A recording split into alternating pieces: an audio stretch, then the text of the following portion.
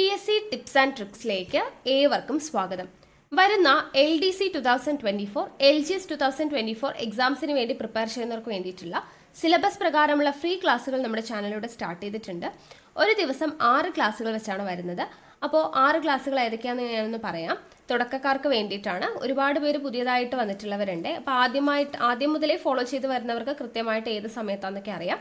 പുതുതായിട്ട് ജോയിൻ ചെയ്തവർക്ക് വേണ്ടിയിട്ട് പറയാം. ആദ്യത്തെ ക്ലാസ് 6 മണിക്കാണ്, കാലത്ത് 6 മണിക്ക് സ്റ്റാർട്ട് ചെയ്യും. ദെൻ അടുത്തത് 9 മണിക്കാണ്. അത് കഴിഞ്ഞിട്ട് 12 മണിക്ക് അടുത്ത ക്ലാസ് വരും. ദെൻ അത് കഴിഞ്ഞ് 3 മണിക്ക് അടുത്ത ക്ലാസ് വരും. ഓക്കെ, ഇത്രയും ക്ലാസ് എന്ന് പറയുന്നത് ഇത് റെക്കോർഡഡ് ക്ലാസ് ആണ്. ഇതിൽ GK പോർഷൻസും മാത്സും ഇംഗ്ലീഷും എല്ലാം കവർ ചെയ്യും. ദെൻ അത് കഴിഞ്ഞ് രാത്രി 8 മണിക്ക് PYQ ഡിസ്കഷൻ ആണ് വരുന്നത്. ദെൻ രാത്രി 10:30 എക്സ്പെക്റ്റഡ് CA കറണ്ട് അഫയേഴ്സിൻ്റെ ക്ലാസ് ആണ്. ഇത് രണ്ടും നമുക്ക് ലൈവ് ക്ലാസ് ആണ് വരുന്നത്. അപ്പോൾ 2 ലൈവ് ക്ലാസ്സും 4 റെക്കോർഡഡ് ക്ലാസ്സും, ഇങ്ങനെ ടോട്ടൽ 6 ക്ലാസ് ആണ് നിങ്ങൾക്ക് ഒരു ദിവസം ലഭിക്കുന്നത്. അപ്പോൾ കൃത്യമായിട്ട് ഫോളോ ചെയ്യുക, നോട്ട്സ് തയ്യാറാക്കിയിട്ട് പഠിക്കുക. നമ്മുടെ ക്ലാസ് ഒക്കെ കണ്ടിട്ട് ഇഷ്ടമായിട്ടുണ്ട് എന്നുണ്ടെങ്കിൽ നിങ്ങളുടെ അഭിപ്രായം താഴെ കമൻ്റ് ആയിട്ട് അറിയിക്കാം. ഇഷ്ടപ്പെട്ടു എന്ന് അറിയിക്കാൻ വേണ്ടിയിട്ട് ഒന്ന് ലൈക്ക് ചെയ്യുക, മാക്സിമം ഫ്രണ്ട്സിന് ഷെയർ ചെയ്ത് കൊടുക്കുക. പിന്നെ ക്ലാസ് കേൾക്കാനിരിക്കുമ്പോൾ എപ്പോഴും നോട്ട്സ് തയ്യാറാക്കിയിട്ട് വേണം പഠിക്കാൻ വേണ്ടിയിട്ട്. നോട്ട്ബുക്ക് കയ്യിൽ വേണം, പഠിക്കുക, നോട്ട്സ് തയ്യാറാക്കുക. ഓക്കെ, പിന്നെ നമ്മുടെ ടെലഗ്രാം ചാനലിൽ മസ്റ്റ് ആയിട്ടും ജോയിൻ ചെയ്യണം. കാരണം നിങ്ങൾക്ക് ഓരോ ദിവസവും നൽകുന്ന ക്ലാസ്സുകൾ ഏതൊക്കെയാണെന്നുള്ളതിൻ്റെ ഇൻസ്ട്രക്ഷൻസും പഠിക്കാൻ വേണ്ടിയിട്ടുള്ളതിൻ്റെ PDF-ഉം കാര്യങ്ങളൊക്കെ നമ്മൾ ടെലഗ്രാം വഴിയാണ് കൊടുക്കുന്നത്. സോ ടെലഗ്രാമിൻ്റെ ലിങ്ക് ഞാൻ താഴെ ഡിസ്ക്രിപ്ഷൻ ബോക്സിൽ കൊടുത്തിട്ടുണ്ട്. ജോയിൻ ചെയ്യാത്തവരുണ്ടെങ്കിൽ ജോയിൻ ചെയ്യുക. ഓക്കെ, അപ്പോൾ നമുക്ക് ഇന്നത്തെ ക്ലാസ്സിലോട്ട് കടക്കാം. 8ാം ക്ലാസ്സിൽ നമുക്ക് ആദ്യം പഠിക്കാനുള്ളത് 3ാമത്തെ ചാപ്റ്ററാണ്. 8ാം ക്ലാസ്സിലെ സോഷ്യൽ സയൻസിലെ 3ാമത്തെ ചാപ്റ്റർ ആയിട്ടുള്ള ഭൗമരഹസ്യങ്ങൾ തേടി എന്നുള്ളതാണ് ചാപ്റ്ററിൻ്റെ പേര്. അപ്പോൾ ഇതിൽ നമ്മൾ പഠിക്കുന്നത് ഭൂമിയുടെ ഉള്ളറയെക്കുറിച്ചും അതുപോലെ തന്നെ ശിലകളെക്കുറിച്ചും ഒക്കെയാണ് ഈ ഒരു ചാപ്റ്ററിൽ നമുക്ക് പഠിക്കാനായിട്ടുള്ളത്. അപ്പോൾ നമുക്ക് നോക്കാം. ഭൂമിയിൽ ആഴം കൂടുന്നതിനനുസരിച്ച് താപവും മർദ്ദവും കൂടുന്നു. ഓക്കെ, ഭൂമിയിൽ ആഴം കൂടുന്നതിനനുസരിച്ച് എന്ത് കൂടുന്നു? താപവും മർദ്ദവും കൂടുന്നു. മുകളിലത്തെ പാളികൾ ചെലുത്തുന്ന ഭാരമാണ് താഴേക്ക് പോകുന്തോറും ഈ മർദ്ദ വ്യതിയാനത്തിന് കാരണം. ഭൂമിയുടെ ആഴം കൂടുന്നതിനനുസരിച്ച് താപവും മർദ്ദവും കൂടാനുള്ള കാരണം എന്താണ്? മുകളിലത്തെ പാളികൾ ചെലുത്തുന്ന ഭാരമാണ് താഴേക്ക് പോകുന്തോറും മർദ്ദ വ്യതിയാനത്തിനുള്ള കാരണമെന്ന് പറയുന്നത്. ഭൂമിയുടെ കേന്ദ്രഭാഗത്ത് അനുഭവപ്പെടുന്ന താപം എത്രയാണ്? ഏകദേശം 5000 ഡിഗ്രി സെൽഷ്യസ് ആണ്. ഓക്കെ, ഭൂമിയുടെ കേന്ദ്രഭാഗത്ത് അനുഭവപ്പെടുന്ന താപം ഏകദേശം 5000 ഡിഗ്രി സെൽഷ്യസ് ആണ്. 1538 ഡിഗ്രി സെൽഷ്യസ് ചൂടിൽ ഇരുമ്പ് പോലും ഉരുകി തുടങ്ങുമെന്ന് ഓർക്കുക. 1538 ഡിഗ്രി സെൽഷ്യസ് ആവുമ്പോഴേക്കും ഇരുമ്പ് പോലും ഉരുകുന്ന ഒരവസ്ഥയാണ്. അപ്പോൾ ഭൂമിയുടെ കേന്ദ്രഭാഗത്തെ ചൂട് എത്രയാണ്? 5000 ഡിഗ്രി സെൽഷ്യസ് ആണ് എന്നുള്ളതാണ് പറയുന്നത്. ഇവിടെ ഒരു കോളം കൊടുത്തിരിക്കുന്നത് നോക്കുക. ഏകദേശം 225 ദശലക്ഷം കിലോമീറ്റർ അകലെയുള്ള ചൊവ്വയിൽ വരെ മനുഷ്യനിർമ്മിത ഉപകരണങ്ങൾക്ക് ഇന്ന് എത്തിച്ചേരാൻ കഴിഞ്ഞിരുന്നുവെങ്കിലും അവൻ വസിക്കുന്ന ഭൂമിയുടെ ഉള്ളിലേക്ക് 12 കിലോമീറ്ററിനപ്പുറത്തേക്ക് പോകാൻ ഇന്നും കഴിഞ്ഞിട്ടില്ല. അപ്പോൾ എത്രത്തോളമാണ് ഭൂമിയുടെ ഉള്ളറ എന്നുള്ളതിനെ കുറിച്ചാണ് ഇവിടെ നമ്മൾ പറയുന്നത്. അപ്പോൾ ഏതൊക്കെ മാർഗങ്ങളിലൂടെയാണ് ഭൂമിയുടെ ഉള്ളറയെ പറ്റി മനസ്സിലാക്കുന്നത് എന്നുള്ളതാണ് ആദ്യം കൊടുത്തിട്ടുള്ളത്. നോക്കുക, ഭൂമിയുടെ ഉള്ളറയെ പറ്റി ഏതൊക്കെ കാര്യങ്ങളിലൂടെയാണ് മനസ്സിലാക്കുന്നത്. ഒന്ന്, അഗ്നിപർവ്വത സ്ഫോടനങ്ങളിലൂടെ ഭൗമോപരിതലത്തിൽ എത്തിച്ചേരുന്ന വസ്തുക്കളിൽ നിന്ന്. ഓക്കെ, അഗ്നിപർവ്വത സ്ഫോടനം കേട്ടിട്ടുണ്ടല്ലോ. അപ്പോൾ അഗ്നിപർവ്വത സ്ഫോടനങ്ങളിലൂടെ ഭൗമോപരിതലത്തിൽ എത്തിച്ചേരുന്ന വസ്തുക്കളിൽ നിന്ന് നമുക്ക് എന്ത് മനസ്സിലാക്കാൻ പറ്റും? ഭൂമിയുടെ ഉള്ളറയെ പറ്റി മനസ്സിലാക്കാനായിട്ട് പറ്റും. രണ്ടാമത്തെ കാര്യം എന്ന് പറയുന്നത് ഖനികളിൽ നിന്ന് ശേഖരിക്കുന്ന വിവരങ്ങളുടെ അടിസ്ഥാനത്തിൽ. ഖനി എന്താണെന്നുള്ളത് അറിയാലോ. ഖനികളിൽ നിന്ന് ശേഖരിക്കുന്ന വിവരങ്ങളുടെ അടിസ്ഥാനത്തിലും നമുക്ക് എന്ത് മനസ്സിലാക്കാം? ഭൂമിയുടെ ഉള്ളറയെക്കുറിച്ച് മനസ്സിലാക്കാം. ഭൂകമ്പ സമയത്തുണ്ടാവുന്ന തരംഗങ്ങളുടെ ചലനം വിശകലനം ചെയ്യുന്നതിലൂടെ, ഭൂകമ്പ സമയത്തുണ്ടാവുന്ന തരംഗങ്ങളുടെ ചലനം വിശകലനം ചെയ്യുന്നതിലൂടെയും നമുക്ക് ഭൂമിയുടെ ഉള്ളറയെക്കുറിച്ച് മനസ്സിലാക്കാനായിട്ട് പറ്റും. ഓക്കെ, അപ്പോൾ ഭൂകമ്പ സമയത്ത് സൃഷ്ടിക്കപ്പെടുന്ന തരംഗങ്ങളെ വിശകലനം ചെയ്തതിൻ്റെ അടിസ്ഥാനത്തിൽ ഭൂമിയെ വ്യത്യസ്ത പാളികളായി തരംതിരിച്ചിരിക്കുന്നു. ഇനി അതാണ് നമുക്ക് പഠിക്കാനുള്ളത്. അപ്പോൾ ഭൂമിയെ വ്യത്യസ്ത പാളികളായിട്ട് തരംതിരിച്ചിട്ടുണ്ട്. അപ്പോൾ ഏതൊക്കെയാണ് ഭൂമിയുടെ പാളികൾ എന്നുള്ളത് നമുക്ക് ഈ ചിത്രത്തിൽ നിന്നും കണ്ട് മനസ്സിലാക്കാനായിട്ട് പറ്റും. ഏറ്റവും മേലെ ഇത് എവിടെ കാണുന്നു നോക്കൂ, ഭൂവൽക്കം, പിന്നെ മാൻറ്റിൽ എന്ന് പറഞ്ഞു കൊടുത്തിട്ടുണ്ട്. ഭൂവൽക്കം അഥവാ ക്രസ്റ്റ്, മാൻറ്റിൽ പുറക്കാമ്പ് അഥവാ ഔട്ടർ കോർ, അകക്കാമ്പ് അഥവാ ഇന്നർ കോർ അല്ലെ. 4 പാർട്ടാണ് ഭൂമിയുടെ 4 പാളികൾ. ഏതൊക്കെയാണ്? 1 ഭൂവൽക്കം അഥവാ ക്രസ്റ്റ് എന്ന് പറയുന്നത്, 2 മാന്റിൽ, ഓക്കെ, മാന്റിൽ, അതുപോലെ തന്നെ പുറക്കാമ്പ് ഔട്ടർ കോർ, ഓക്കെ, പുറക്കാമ്പ്, അതുപോലെ അകക്കാമ്പ് എന്നിങ്ങനെ 4 പാർട്ടാണ് എന്തുള്ളത് ഭൂമിക്ക് ഉള്ളത്. ഭൂമിയുടെ 4 പാളികളുടെ പേര് പഠിച്ചു വെക്കുക. ഇനി നമുക്ക് ഈ ഓരോ പാളിയും എങ്ങനെയാണ് എന്നുള്ളതാണ് ഇങ്ങനെയാണ് കേട്ടോ കൊടുത്തിരിക്കുന്ന ടെക്സ്റ്റിൽ. നമുക്കൊന്ന് നോക്കാം. ഇവിടെ നോക്കുക, കാണുന്നുണ്ടല്ലോ, ഓരോ പാർട്ടായിട്ട് കൊടുത്തിട്ടുണ്ട്. ആദ്യം തന്നെ ഭൂവൽക്കം അഥവാ ക്രസ്റ്റ് എന്ന് പറയുന്നത് എന്താണ്? ഭൂമിയുടെ താരതമ്യേന നേർത്ത പുറന്തോടാണ്. ഓക്കെ, ഭൂമിയുടെ താരതമ്യേന നേർത്ത പുറന്തോടാണ് ഭൂവൽക്കം. ഏകദേശം 40 കിലോമീറ്റർ കനമാണ്. ഓക്കെ, ഭൂവൽക്കത്തിൻ്റെ കനം എത്രയാണ്? ഏകദേശം 40 കിലോമീറ്റർ കനമുണ്ട്. 2 ഭാഗങ്ങളാണുള്ളത്, വൻകര ഭൂവൽക്കവും സമുദ്ര ഭൂവൽക്കവും. ഓക്കെ, ഭൂവൽക്കത്തിൻ്റെ 2 ഭാഗങ്ങളാണ്. 1 വൻകര ഭൂവൽക്കവും 2 സമുദ്ര ഭൂവൽക്കവും. ഓക്കെ, അപ്പോൾ ഭൂവൽക്കത്തെക്കുറിച്ച് എന്തൊക്കെയാണ്? ഭൂമിയുടെ താരതമ്യേന നേർത്ത പുറന്തോടാണ്, ഏകദേശം 40 കിലോമീറ്റർ കനമുണ്ട്, 2 ഭാഗങ്ങളുണ്ട്, വൻകര ഭൂവൽക്കവും സമുദ്ര ഭൂവൽക്കവും.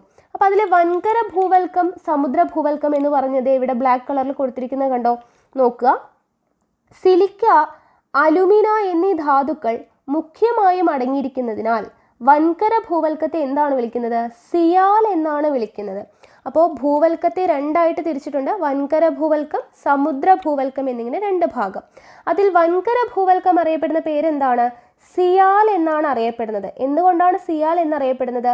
സിലിക്ക, അലുമിന എന്നീ ധാതുക്കൾ മുഖ്യമായും അടങ്ങിയിരിക്കുന്നതിനാലാണ് വൻകര ഭൂവൽക്കം സിയാൽ എന്ന പേരിൽ അറിയപ്പെടുന്നത്.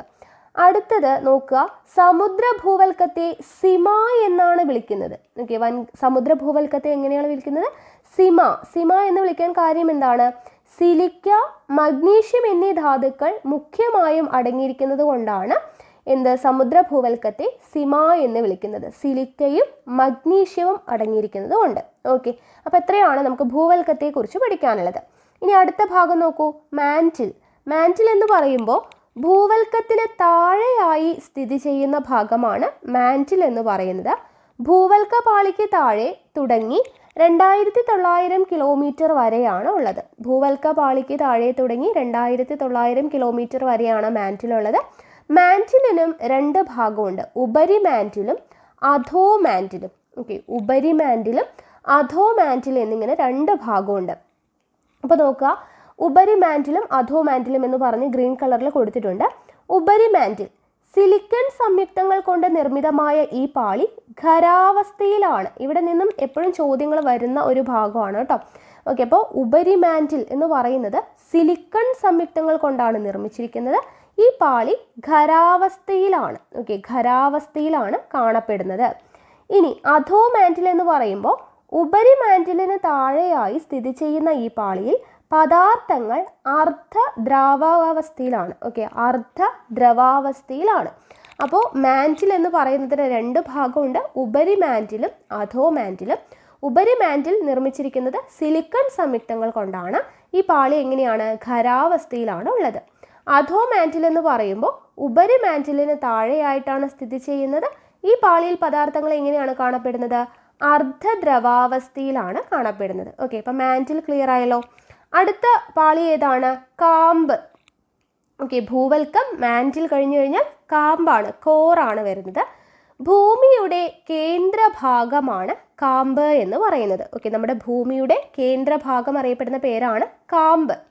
2900 കിലോമീറ്ററിൽ തുടങ്ങി 6371 കിലോമീറ്റർ വരെയാണ് കാമ്പുള്ളത്. ഓക്കെ, 2900 കിലോമീറ്ററിൽ തുടങ്ങി 6371 കിലോമീറ്റർ വരെയുണ്ട്. കാമ്പിനും എന്തുണ്ട്? 2 ഭാഗമുണ്ട്, പുറക്കാമ്പ്, അകക്കാമ്പ്. ഓക്കെ, പുറക്കാമ്പ്, അകക്കാമ്പ് എന്നിങ്ങനെ 2 ഭാഗമുണ്ട്. അപ്പോൾ അതിൽ നോക്കാം, പുറക്കാമ്പും അകക്കാമ്പും. പുറക്കാമ്പിലെ പദാർത്ഥങ്ങൾ എങ്ങനെയാണ് കാണപ്പെടുന്നത്? ഉരുകിയ അവസ്ഥയിലാണ് കാണപ്പെടുന്നത്. പുറക്കാമ്പിലെ പദാർത്ഥങ്ങൾ കാണപ്പെടുന്നത് ഉരുകിയ അവസ്ഥയിലാണ്. ഭൂമിയുടെ കേന്ദ്രഭാഗത്ത് അനുഭവപ്പെടുന്ന ഉയർന്ന മർദ്ദം മൂലം അകക്കാമ്പ് ഖരാവസ്ഥയിലാണ്. ഓക്കെ, പുറക്കാമ്പ് കാണപ്പെടുന്നത് ഉരുകിയ അവസ്ഥയിലാണ്. ഭൂമിയുടെ കേന്ദ്രഭാഗത്ത് ആയതുകൊണ്ട് തന്നെ ഉയർന്ന മർദ്ദം മൂലം അകക്കാമ്പ് എങ്ങനെയാണ്? ഖരാവസ്ഥയിലാണ് സ്ഥിതി ചെയ്യുന്നത്. പ്രധാനമായും നിക്കൽ, ഇരുമ്പ് എന്നീ ധാതുക്കളാൽ, നിക്കൽ എന്ന് പറയുമ്പോൾ Ni, ഇരുമ്പ് എന്ന് പറയുമ്പോൾ Fe അല്ലേ? അപ്പം നിക്കലും ഇരുമ്പും കൂടെ ഏറ്റവും കൂടുതലായിട്ട് കാണപ്പെടുന്നത് കൊണ്ട്, അല്ലെങ്കിൽ ആ ധാതുക്കളാൽ നിർമ്മിതമായതുകൊണ്ട് അകക്കാമ്പ് അറിയപ്പെടുന്ന പേരെന്താണ്? നിഫെ. നിക്കലിലെ Ni, അതുപോലെ തന്നെ ഇരുമ്പിൻ്റെ Feയും കൂടെ ചേർന്ന് നിഫെ എന്നാണ് അകക്കാമ്പ് അറിയപ്പെടുന്നത്. ഓക്കെ ആണല്ലോ. അപ്പോൾ ഇത്രയും കാര്യങ്ങളാണ്. അപ്പോൾ ഭൂമിയുടെ പാളികൾ ഏതൊക്കെയാണ്? ഭൂവൽക്കം, മാൻറ്റിൽ, കാമ്പ്. അതിൽ ഭൂവൽക്കത്തെ രണ്ടായിട്ട് വരുന്നുണ്ട്, വൻകര ഭൂവൽക്കവും സമുദ്ര ഭൂവൽക്കവും.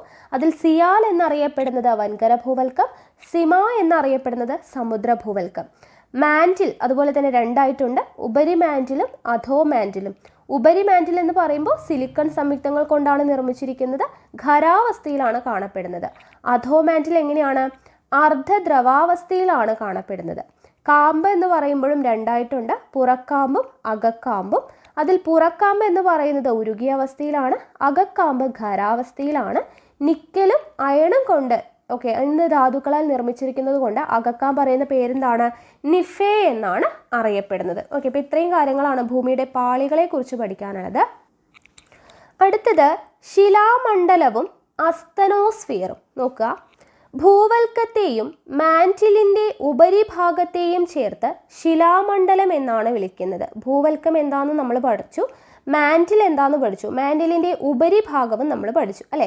അപ്പോൾ ഭൂവൽക്കത്തെയും മാൻറ്റിലിൻ്റെ ഉപരിഭാഗത്തെയും കൂടെ ചേർത്തിട്ട് എന്താണ് വിളിക്കുന്നത്? ശിലാമണ്ഡലം അഥവാ ലിത്തോസ്ഫിയർ എന്നാണ് വിളിക്കുന്നത്. ഓക്കെ, ശിലാമണ്ഡലം അല്ലെങ്കിൽ ലിത്തോസ്ഫിയർ എന്ന് വെച്ചാൽ എന്താണ്? ഭൂവൽക്കവും മാൻറ്റിലിൻ്റെ ഉപരിഭാഗത്തെയും കൂടെ ചേർത്ത് വിളിക്കുന്ന പേരാണ് ശിലാമണ്ഡലം അഥവാ ലിത്തോസ്ഫിയർ എന്ന് പറയുന്നത്. ഈ ശിലാമണ്ഡലത്തിന് താഴെയായി ശിലാപദാർത്ഥങ്ങൾ ഉരുകി അർദ്ധദ്രവാവസ്ഥയിൽ കാണപ്പെടുന്ന ഭാഗമാണ് അസ്തനോസ്ഫിയർ എന്നറിയപ്പെടുന്നത്. ഓക്കെ, അസ്തനോസ്ഫിയർ എന്ന് പറഞ്ഞാൽ എന്താണ്?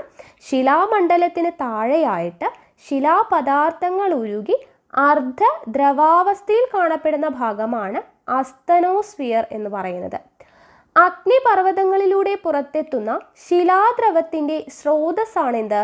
അസ്തനോസ്ഫിയർ. ഓക്കെ, അഗ്നിപർവ്വതങ്ങളിലൂടെ പുറത്തെത്തുന്ന ശിലാദ്രവം, അതായത് ലാവയുടെ സ്രോതസ്സാണ് അസ്തനോസ്ഫിയർ. ലാവയുടെ സ്രോതസ് അതാണ് അസ്തനോസ്ഫിയർ ആണ് ലാവയുടെ സ്രോതസ് എന്ന് പറയുന്നത്. ഓക്കെ, അപ്പോൾ ശിലാമണ്ഡലം അസ്തനോസ്ഫിയർ മനസ്സിലായല്ലോ.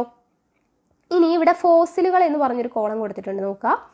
പ്രാചീന കാലത്ത് ഭൂമുഖത്തുണ്ടായിരുന്ന ജീവജാലങ്ങളുടെ അവശിഷ്ടങ്ങൾ അവസാദ ശിലാപാളികൾക്കിടയിൽ കാണപ്പെടാറുണ്ട്. ഇവയാണ് എന്ത്? ഫോസിലുകൾ. പ്രാചീന കാലത്ത് ഭൂമുഖത്തുണ്ടായിരുന്ന ജീവജാലങ്ങളുടെ അവശിഷ്ടങ്ങൾ അവസാദ ശിലാപാളികൾക്കിടയിൽ കാണപ്പെടുന്നതിനെയാണ് ഫോസിലുകൾ എന്ന് വിളിക്കുന്നത്.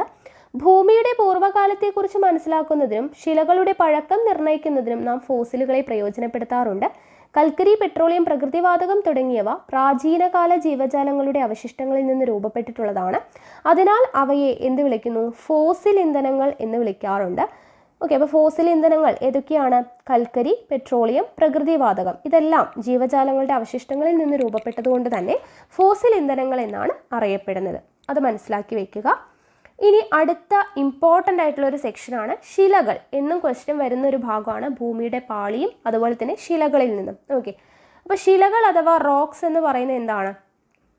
ശിലകൾ കൊണ്ട് നിർമ്മിക്കപ്പെട്ടിരിക്കുന്നതിനാലാണ് ശിലാമണ്ഡലത്തിന് ആ പേര് ലഭിച്ചത്. ഓക്കെ, ശിലാമണ്ഡലം എന്താണെന്ന് നമ്മൾ പഠിച്ചു അല്ലേ? ഭൂവൽക്കത്തിൻ്റെ ഭാഗവും മാൻറ്റിലിൻ്റെ ഉപരിഭാഗവും കൂടെ ചേർന്നുള്ള ഭാഗമാണ് ശിലാമണ്ഡലം അഥവാ ലിത്തോസ്ഫിയർ.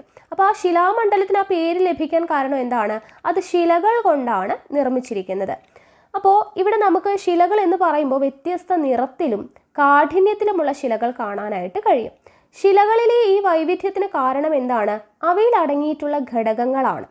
ശിലകൾ നിർമ്മിച്ചിരിക്കുന്ന ഈ ഘടകങ്ങളാണ് ധാതുക്കൾ. ഓക്കെ, ധാതുക്കൾ കൊണ്ടാണ് എന്ത് നിർമ്മിച്ചിരിക്കുന്നത്? ശിലകൾ നിർമ്മിച്ചിരിക്കുന്നത്. സിലിക്ക, അഭ്രം, ഹേമറ്റൈറ്റ്, ബോക്സൈറ്റ് എന്നിങ്ങനെ 2000-ലധികം ധാതുക്കൾ ഭൂമിയിലുള്ളതായിട്ട് കണ്ടെത്തിയിട്ടുണ്ട്. അപ്പോൾ ശിലകൾ നിർമ്മിച്ചിരിക്കുന്നത് എന്തുകൊണ്ടാണ്? ധാതുക്കൾ കൊണ്ടാണെന്നുള്ളത് ഓർത്തിരിക്കുക. ഇനി എങ്ങനെയാണ് രൂപം കൊള്ളുന്നത് എന്നുള്ളതനുസരിച്ചിട്ട് ശിലകളെ നമുക്ക് 3ആയിട്ട് ക്ലാസിഫൈ ചെയ്യാം. ഓക്കെ, ശിലകളെ 3ആയിട്ട് ക്ലാസിഫൈ ചെയ്യാം എങ്ങനെയാണ് രൂപം കൊള്ളുന്നത് എന്നതനുസരിച്ച്. അപ്പോൾ നോക്കുക, ഏതൊക്കെയാണ് 3 തരം ശിലകൾ. ഒന്ന് ആഗ്നേയ ശിലകൾ അഥവാ ഇഗ്നേയസ് റോക്കസ്. ഓക്കെ, റോക്സ്, ആഗ്നേയ ശിലകൾ, അവസാദ ശിലകൾ, കായാന്തരിത ശിലകൾ. Okay, igneous rocks, sedimentary rocks, metamorphic rocks. ആഗ്നേയ ശിലകൾ, അവസാദ ശിലകൾ, കായാന്തരിത ശിലകൾ. ഇങ്ങനെ 3ആയിട്ടാണ് നമ്മൾ ശിലകളെ ക്ലാസിഫൈ ചെയ്തിരിക്കുന്നത്. അതിൽ ആദ്യത്തേത് ആഗ്നേയ ശിലകൾ. നമുക്ക് എപ്പോഴും ഉദാഹരണം തന്നിട്ട് അത് ഏത് തരം ശിലയാണ് അല്ലെങ്കിൽ ഏത് തരത്തിൽ ശിലയ്ക്ക് ഉദാഹരണമാണ് താഴെ തന്നിട്ടുള്ളത് അങ്ങനെ ചോദിക്കാറുണ്ട്. അപ്പോൾ ഇമ്പോർട്ടൻ്റ് ആണ്, പഠിച്ചു വയ്ക്കുക. ആഗ്നേയ ശിലകൾ എന്ന് പറയുമ്പോൾ ഭൂവൽക്കത്തിലെ വിടവുകളിലൂടെ ഉയരുന്ന ഉരുകിയ ശിലാദ്രവം ഭൗമോപരിതലത്തിൽ വച്ചോ ഭൂവൽക്കത്തിനുള്ളിൽ വച്ചോ തണുത്തുറഞ്ഞ് രൂപപ്പെടുന്ന ശിലകളെയാണ് ആഗ്നേയ ശിലകൾ എന്ന് പറയുന്നത്. എന്താണ് ആഗ്നേയ ശിലകൾ? ഭൂവൽക്കം എന്താണെന്ന് നമ്മൾ പഠിച്ചു. അതിൻ്റെ വിടവുകളിലൂടെ ഉയരുന്ന ഉരുകിയ ശിലാദ്രവം ഭൗമോപരിതലത്തിൽ വച്ചോ ഭൂവൽക്കത്തിനുള്ളിൽ വച്ചോ എന്ത് ചെയ്യുന്നു? തണുത്തുറഞ്ഞ് രൂപപ്പെടുന്ന ശിലകളാണ് ആഗ്നേയ ശിലകൾ. ഉദാഹരണം ഗ്രാനൈറ്റ്, ബസാൾട്ട്. കഴിഞ്ഞൊരു എക്സാമിന് ബസാൾട്ട് ചോദിച്ചിട്ടുണ്ടായിരുന്നു ഏത് തരം ശിലയാണ്. അപ്പോൾ ആഗ്നേയ ശിലകൾക്ക് ഉദാഹരണമാണ് ഗ്രാനൈറ്റ്, ബസാൾട്ട് എന്നിവ.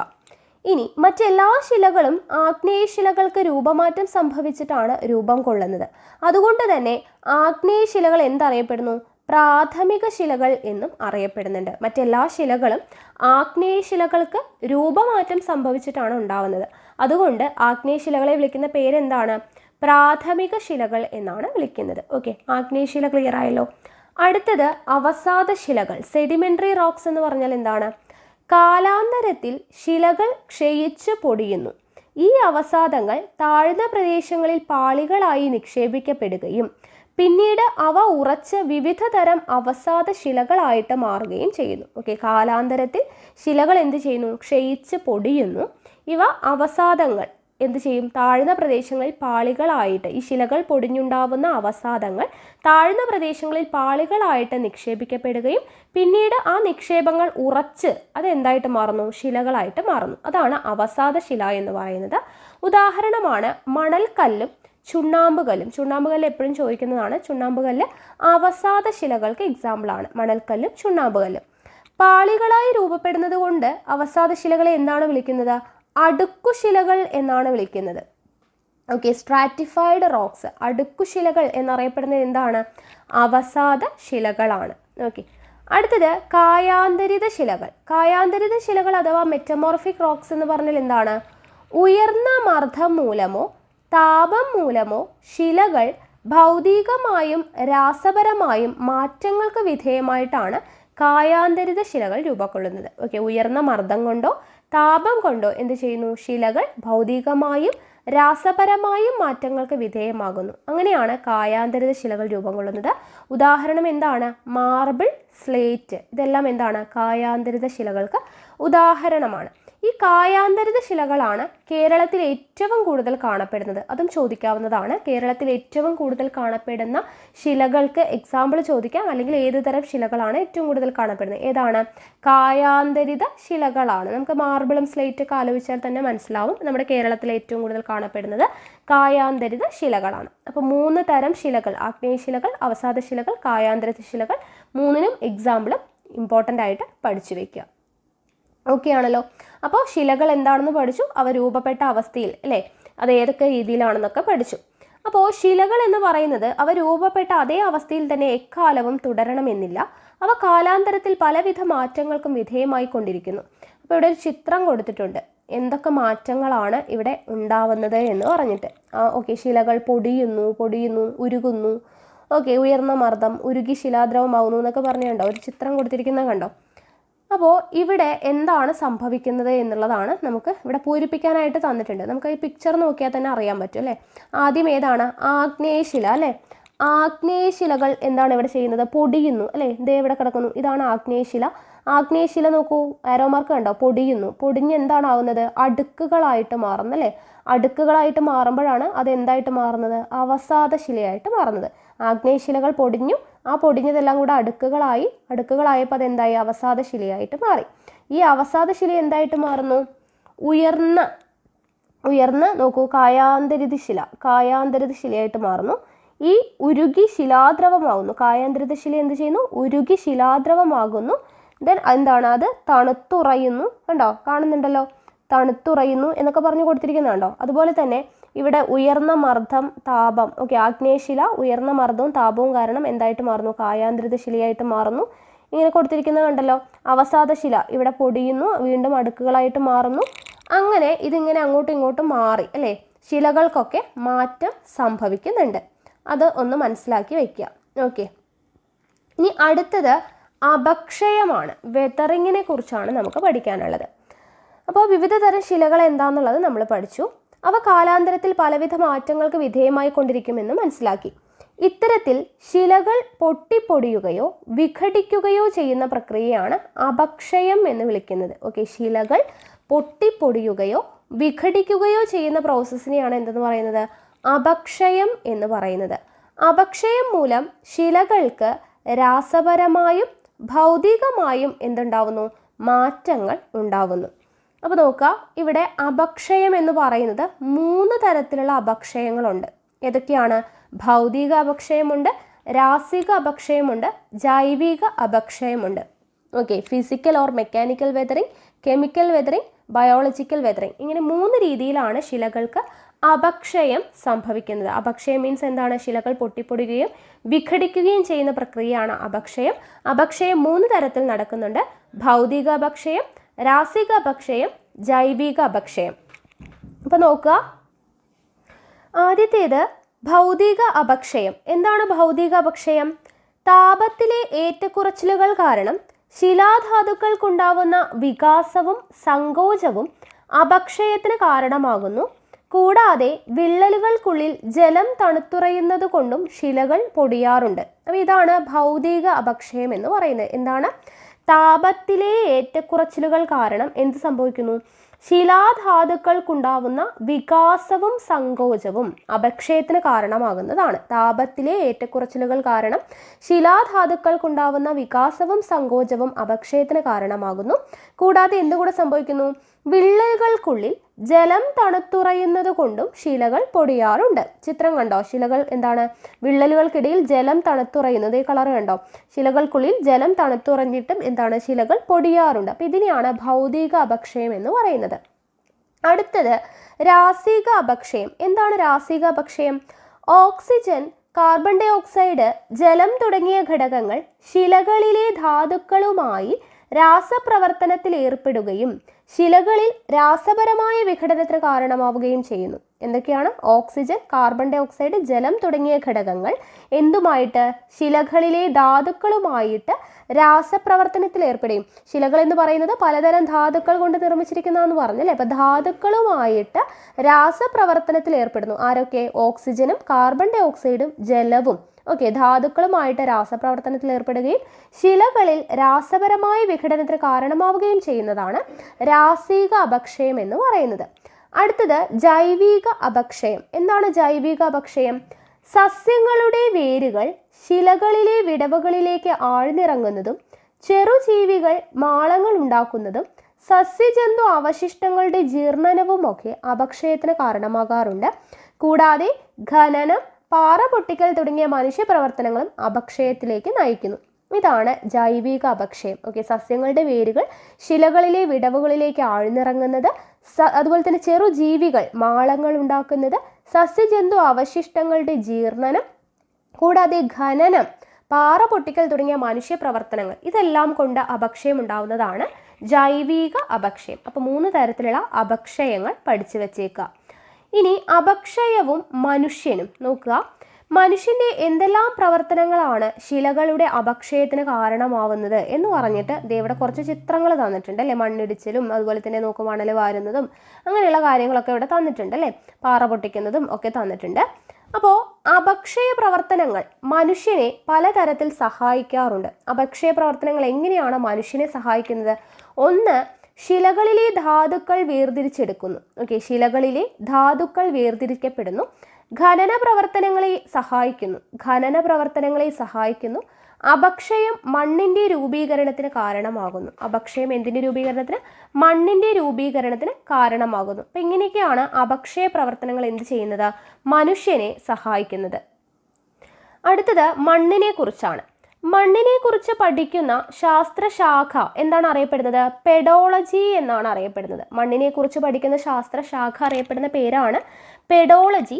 ഈ ശാസ്ത്രശാഖയുമായി ബന്ധപ്പെട്ട ശാസ്ത്രജ്ഞൻ പെഡോളജിസ്റ്റ് എന്നറിയപ്പെടുന്നു. ഓക്കെ, മണ്ണ് പഠിക്കുന്ന പെഡോളജിയുമായി ബന്ധപ്പെട്ട ശാസ്ത്രജ്ഞർ അറിയപ്പെടുന്ന പേരെന്താണ്? പെഡോളജിസ്റ്റ് എന്നാണ് അറിയപ്പെടുന്നത്. അപ്പോൾ മണ്ണിനെ കുറിച്ച് പഠിക്കുന്ന ശാസ്ത്രശാഖയാണ് പെഡോളജി എന്നുള്ളത് ഓർത്തിരിക്കുക. ഇനി മണ്ണ് ജനിക്കുന്നു. അപ്പോൾ എങ്ങനെയാണ് മണ്ണ് ജനിക്കുന്നത് അല്ലെങ്കിൽ മണ്ണ് രൂപപ്പെടുന്നത് എന്നാണ് പറയുന്നത്.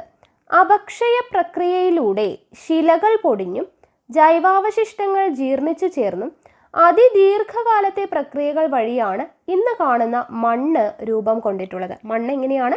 അപക്ഷയ പ്രക്രിയയിലൂടെ. അപക്ഷയം എന്താണെന്ന് നമ്മൾ പറഞ്ഞല്ലേ, ശിലകൾ പൊടിഞ്ഞിട്ടും വിഘടിക്കുന്നതും അതൊക്കെയാണ് അപക്ഷയ പ്രക്രിയ. അപ്പം അങ്ങനെ അപക്ഷയ പ്രക്രിയയിലൂടെ ശിലകൾ പൊടിഞ്ഞും ജൈവാവശിഷ്ടങ്ങൾ ജീർണിച്ചു ചേർന്നും അതിദീർഘകാലത്തെ പ്രക്രിയകൾ വഴിയാണ് എന്താണ് രൂപം കൊള്ളുന്നത്? മണ്ണ് രൂപം കൊള്ളുന്നത്. ഒരു ഇഞ്ച് കനത്തിൽ മണ്ണ് രൂപപ്പെടാൻ 1000-ലധികം വർഷങ്ങൾ വേണ്ടിവരും. അപ്പോൾ ആലോചിച്ച് നോക്കുക, നമ്മൾ ഇന്ന് കാണുന്ന മണ്ണെല്ലാം എത്ര കാലം കൊണ്ട് രൂപപ്പെട്ടതാണെന്ന്. 1 ഇഞ്ച് കനത്തിൽ മണ്ണ് രൂപപ്പെടണമെങ്കിൽ തന്നെ 1000-ലധികം വർഷങ്ങൾ വേണ്ടിവരും എന്നാണ് പറയുന്നത്. ഇനി മണ്ണിൻ്റെ രൂപീകരണത്തെ സ്വാധീനിക്കുന്ന ഘടകങ്ങൾ ഏതൊക്കെയാണ് എന്ന് കൊടുത്തിട്ടുണ്ട്. മണ്ണിൻ്റെ രൂപീകരണത്തെ സ്വാധീനിക്കുന്ന ഘടകങ്ങൾ ഏതൊക്കെയാണ്? 1 കാലാവസ്ഥ, 2 ഭൂപ്രകൃതി, 3 മാതൃശില, 4 സമയം, 5 സസ്യങ്ങളും ജന്തുക്കളും. ഓക്കെ, കാലാവസ്ഥ, ഭൂപ്രകൃതി, മാതൃശില, സമയം, സസ്യങ്ങളും ജന്തുക്കളും ഇവയെല്ലാമാണ് മണ്ണിൻ്റെ രൂപീകരണത്തെ സ്വാധീനിക്കുന്ന ഘടകങ്ങൾ എന്ന് പറയുന്നത്. ഇനി എങ്ങനെയാണ് ഈ പറയുന്ന ഘടകങ്ങളെല്ലാം മണ്ണ് രൂപീകരണത്തിന് വരുന്നത് എന്നുള്ളത് നോക്കുക. കാലാവസ്ഥ. തണുപ്പേറിയ സാഹചര്യങ്ങളിൽ മണ്ണിൻ്റെ രൂപീകരണം സാവധാനത്തിലായിരിക്കും. ഓക്കെ, തണുപ്പ് കൂടിക്കഴിഞ്ഞാൽ മണ്ണിൻ്റെ രൂപീകരണം സാവധാനമാണ് നടക്കുന്നത്. ഓരോ ഘടകങ്ങളും എങ്ങനെയാണ് മണ്ണിൻ്റെ രൂപീകരണത്തെ സ്വാധീനിക്കുന്നത് എന്നാണ് പറയുന്നത്. അപ്പോൾ തണുപ്പേറിയ സാഹചര്യമാണെങ്കിൽ മണ്ണിൻ്റെ രൂപീകരണം എങ്ങനെയേ നടക്കുള്ളൂ? സാവധാനമേ നടക്കത്തുള്ളൂ. ഇനി ഭൂപ്രകൃതി എങ്ങനെയാണ്? ചെങ്കുത്തായ ചെരിവുകളിൽ മണ്ണിന് കനം കുറവായിരിക്കും. സസ്യങ്ങളും ജന്തുക്കളും എങ്ങനെയാണ് മണ്ണിൻ്റെ രൂപീകരണത്തിൽ സ്വാധീനിക്കുന്നത്? സസ്യങ്ങളും ജന്തുക്കളും അഴുകുന്നതിൻ്റെ ഫലമായി ഉണ്ടാകുന്ന അമ്ലം ശിലകളുടെ അപക്ഷയത്തിന് കാരണമാകുന്നു. അപ്പോൾ ശിലകളുടെ അപക്ഷയം നടന്നിട്ടാണ് മണ്ണുണ്ടാകുന്നത് അല്ലേ? അപ്പോൾ സസ്യങ്ങളും ജന്തുക്കളും അഴുകുന്നതിൻ്റെ ഫലമായി ഉണ്ടാകുന്ന അമ്ലം ശിലകളുടെ അപക്ഷയത്തിന് കാരണമാകുന്നുണ്ട്. അടുത്തത് മാതൃശില. മണ്ണിലെ ധാതുക്കളും മണ്ണിൻ്റെ ഘടനയും അവ ഏത് ശിലകളിൽ നിന്ന് രൂപം കൊള്ളുന്നു എന്നതിനെ ആശ്രയിച്ചിരിക്കും. ഓക്കെ, മാതൃശില എന്ന് പറയുമ്പോൾ എന്താണ്? മണ്ണിലെ ധാതുക്കളും മണ്ണിൻ്റെ ഘടനയും അവ ഏത് ശിലകളിൽ നിന്നാണോ രൂപം കൊള്ളുന്നത് അതിനെ ആശ്രയിച്ചിരിക്കും. അടുത്ത സമയം. മണ്ണിൻ്റെ കനവും ഘടനയും അത് രൂപം കൊള്ളാനെടുക്കുന്ന സമയത്തെ ആശ്രയിച്ചിരിക്കും. ഓക്കെ, ഓരോ മണ്ണും പ്രദേശത്ത് കാണുന്ന മണ്ണും വ്യത്യസ്തമാണല്ലേ? അപ്പോൾ അതിൻ്റെ കനവും ഘടനയും എല്ലാം തന്നെ എന്തിനെ ആശ്രയിച്ചിരിക്കും? ആ മണ്ണ് രൂപം കൊള്ളാനെടുക്കുന്ന സമയത്തെ ആശ്രയിച്ചായിരിക്കും ഉണ്ടാവുക. അപ്പോൾ ഓരോ ഘടകങ്ങളും എങ്ങനെയാണ് മണ്ണിൻ്റെ രൂപീകരണത്തെ സ്വാധീനിക്കുന്നത് എന്നുള്ളത് കണ്ടു അല്ലേ? അപ്പോൾ മണ്ണിൻ്റെ രൂപീകരണത്തെ സ്വാധീനിക്കുന്ന ഘടകങ്ങളായിട്ടുള്ള ഭൂപ്രകൃതി, കാലാവസ്ഥ തുടങ്ങിയവയുള്ള അന്തരങ്ങൾ മൂലം വ്യത്യസ്തങ്ങളായിട്ടുള്ള മണ്ണിനങ്ങൾ രൂപപ്പെടുന്നു. ഇന്ത്യയിലെയും കേരളത്തിലെയും വിവിധ മണ്ണിനങ്ങളെക്കുറിച്ച് നമ്മൾ പഠിച്ചിട്ടുണ്ട് അല്ലേ? അപ്പോൾ ഇവിടെ ഇന്ത്യ, മണ്ണിനങ്ങൾ, കേരളം എന്നൊക്കെ പറഞ്ഞ് കൊടുത്തിട്ടുണ്ട്. നമ്മൾ പഠിച്ചതാണ് അല്ലേ? മണ്ണിനങ്ങളെ കുറിച്ചിട്ടൊക്കെ നമ്മൾ ഇന്ത്യൻ ജോഗ്രഫിയിലും കേരള ജോഗ്രഫിയിലും ഒക്കെ പഠിച്ചിട്ടുള്ളതാണ്. ഇനി മണ്ണ് ജീവൻ്റെ നിലനിൽപ്പിന്. മണ്ണില്ലെങ്കിൽ സസ്യങ്ങളില്ല, അവയെ ആശ്രയിക്കുന്ന ജന്തുക്കളും. അപ്പോൾ മനുഷ്യൻ്റെ കഥ പറയാനുണ്ടോ? ഭൂമിയിൽ ജീവനെ സാധ്യമാക്കുന്ന പ്രധാന ഘടകങ്ങളിൽ ഒന്നാണ് എന്ത്? മണ്ണ്. സസ്യങ്ങൾ മണ്ണിലെ പോഷക ഘടകങ്ങൾ വലിച്ചെടുത്ത് സൂര്യപ്രകാശത്തിൻ്റെ സഹായത്തോടു കൂടി ആഹാരം ഉൽപ്പാദിപ്പിക്കുന്നു. നമുക്കറിയുന്നതാണ് അല്ലേ? സസ്യങ്ങൾ മണ്ണിലെ പോഷക ഘടകങ്ങൾ വലിച്ചെടുത്ത് സൂര്യപ്രകാശത്തിൻ്റെ സഹായത്തോടു കൂടി ആഹാരം ഉൽപ്പാദിപ്പിക്കുന്നു. ഈ സസ്യങ്ങളെ മനുഷ്യരും മറ്റ് ജന്തുജാലങ്ങളും എന്ത് ചെയ്യുന്നു? ആഹാരമാക്കുന്നു. സസ്യജന്തുജാലങ്ങൾക്ക് നാശം സംഭവിക്കുമ്പോൾ അവ മണ്ണിൽ തന്നെ ലയിക്കുന്നു. ഈ ഭക്ഷ്യശൃംഖലയുടെ പ്രവർത്തനം അത് നമ്മൾ ഭക്ഷ്യശൃംഖലയും നമ്മൾ പഠിച്ചിട്ടുള്ളതാണ്. ഓക്കെ, ഇനി മണ്ണ് മരിക്കുന്നു എന്ന് പറഞ്ഞു കൊടുത്തിട്ടുണ്ട്. നോക്കുക, വനനശീകരണം, കുന്നിടിക്കൽ, അശാസ്ത്രീയ കാർഷിക പ്രവർത്തനങ്ങൾ തുടങ്ങിയ മനുഷ്യ പ്രവർത്തനങ്ങൾ മൂലം മണ്ണിന് ശോഷണം സംഭവിക്കുന്നു. അല്ലെ, വനനശീകരണം, കുന്നിടിക്കൽ, അശാസ്ത്രീയമായിട്ടുള്ള കാർഷിക പ്രവർത്തനങ്ങൾ തുടങ്ങിയ മനുഷ്യ പ്രവർത്തനങ്ങൾ മൂലം എന്ത് സംഭവിക്കുന്നു? മണ്ണിന് ശോഷണം സംഭവിക്കുന്നു. മരങ്ങളുടെ വേരുകൾ മണ്ണിനെ ഒരു വല കൊണ്ടെന്ന പോലെ തടഞ്ഞു നിർത്തുന്നു എന്നുള്ളത് നമുക്കറിയാം. മരങ്ങളുടെ വേരുകൾ മണ്ണിനെ തടഞ്ഞു നിർത്തുന്നുണ്ട്. ഈ മരങ്ങൾ വെട്ടി നശിപ്പിച്ച് പരിസ്ഥിതി സവിശേഷതകൾ കണക്കിലെടുക്കാതെ ഉഴുതുമറിച്ച് കടും കൃഷി നടത്തിയ മനുഷ്യൻ മണ്ണിനെ ഇഞ്ചിഞ്ചായി കൊല്ലുന്നു. ഇതെല്ലാം നമുക്ക് അറിയുന്നതാണ് അല്ലേ? ഇനി ഇവിടെ നോക്കുക, മണ്ണും മനുഷ്യനും എന്ന തലക്കെട്ടിൽ കുറിപ്പ് തയ്യാറാക്കൂ എന്ന് പറഞ്ഞിട്ട് എന്താണ് ചെറിയ കുട്ടികൾക്കുള്ള വർക്കാണ്. ഇനി മണ്ണ് സംരക്ഷിക്കാം എന്ന് പറഞ്ഞിട്ട് ഇവിടെ കൊടുത്തിട്ടുണ്ട്. നോക്കുക, മേൽമണ്ണ് നഷ്ടമായാൽ അവശേഷിക്കുന്നത് ഊഷരഭൂമിയോ പാറനിരപ്പോ ആയിരിക്കും. അല്ലെ, മേൽമണ്ണ് നഷ്ടമായാൽ അവശേഷിക്കുന്നത് എന്തായിരിക്കും? ഊഷരഭൂമിയോ പാറനിരപ്പോ ആയിരിക്കും. മേൽമണ്ണ് പുനഃസൃഷ്ടിക്കപ്പെടാൻ ആയിരക്കണക്കിന് വർഷങ്ങൾ വേണ്ടി വരും.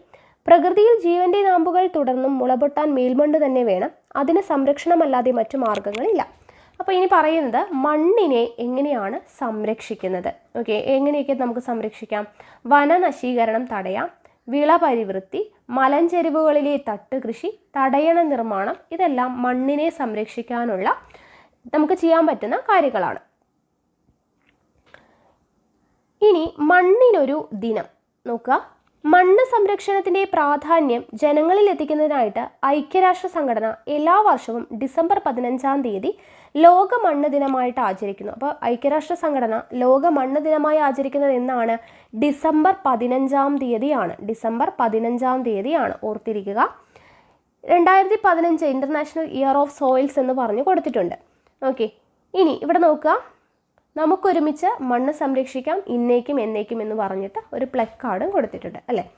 അപ്പോൾ ഇത്രയാണ് നമ്മുടെ ഈ ഒരു ചാപ്റ്റർ എന്ന് പറയുന്നത്, ഭൗമരഹസ്യങ്ങൾ തിരി. അപ്പോൾ ഇവിടെ മെയിനായിട്ട് നമുക്ക് പരീക്ഷയുടെ പോയിന്റ് ഓഫ് വ്യൂ നോക്കുമ്പോൾ ഇമ്പോർട്ടൻ്റ് ആയിട്ട് പഠിക്കേണ്ടത് എന്തൊക്കെയാണ്? ഭൂമിയുടെ പാളികൾ ഏതൊക്കെയാണ്, അതുമായിട്ട് ബന്ധപ്പെട്ട കാര്യങ്ങളും ശിലകളും, ഓക്കെ, അതുപോലെ തന്നെ അപക്ഷയം, ഇത്രയും കാര്യങ്ങളാണ് ഇവിടെ എന്താണ് ഇമ്പോർട്ടൻ്റ് ആയിട്ട് പഠിച്ചിരിക്കേണ്ടത്. ആ ഭാഗത്ത് നിന്ന് എന്തായാലും നമുക്ക് ചോദ്യങ്ങൾ പ്രതീക്ഷിക്കാവുന്നതാണ്. ഓക്കെ, അപ്പോൾ നമ്മുടെ 8-ാം ക്ലാസ്സിലെ 3-ാമത്തെ ചാപ്റ്റർ കഴിഞ്ഞു.